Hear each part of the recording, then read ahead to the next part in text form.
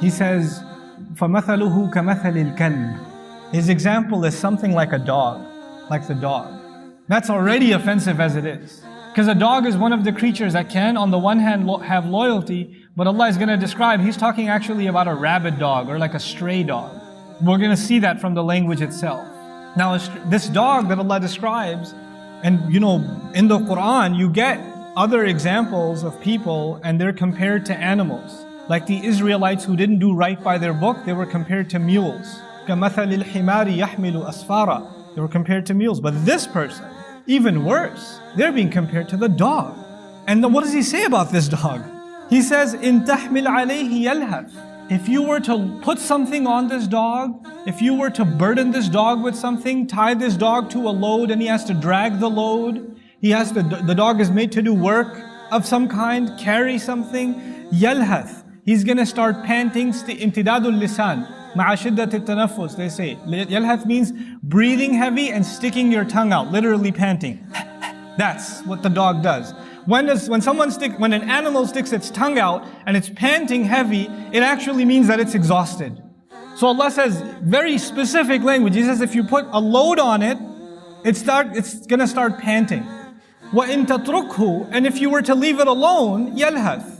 It'll start panting, it'll keep panting anyway. It'll stick its tongue out and drool anyway. What in the world does that mean? What does that have to do with you and me and a person who had guidance? That Allah gives this strange image of a dog that is being made to do a lot of work and it's panting, or if it's left alone, it's still panting. The idea of lahath, of panting, is actually a kind of disturbance. A creature, a human being, any animal doesn't pant until they're disturbed, overwhelmed, bothered, unsatisfied, thirsty. This is the image of someone that's unsatiated, unfulfilled. And so our ulama commented exhaustively on this. The use of the word hamal, to load onto it, to put a responsibility on it, is used in the Qur'an for revelation. This person becomes like a dog. When they hear about the religion now, they start getting bothered. Like, this is a religious person. This is a person who knows about the deen, but since they've shed away from it, now even when they hear a reminder about what's right and wrong in their faith, internally they don't like it anymore. They're bothered by it. They're disturbed. They can't even find peace in prayer, in the gatherings of Muslims, in learning. They can't. And so they want to get away from this company and they want to slither away to some dark company, some bad environment. But when they go there, of course, they're still disturbed. They were hoping they could leave this place and find peace somewhere else. They don't find peace. Others have said this has to do with their unsatiated thirst. Like when they become worldly, then Allah Azza wa Jal makes their thirst for the world unending.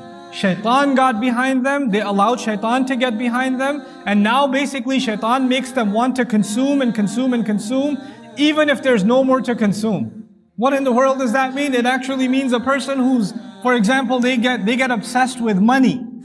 They get obsessed with desire, with lust. They get obsessed with food.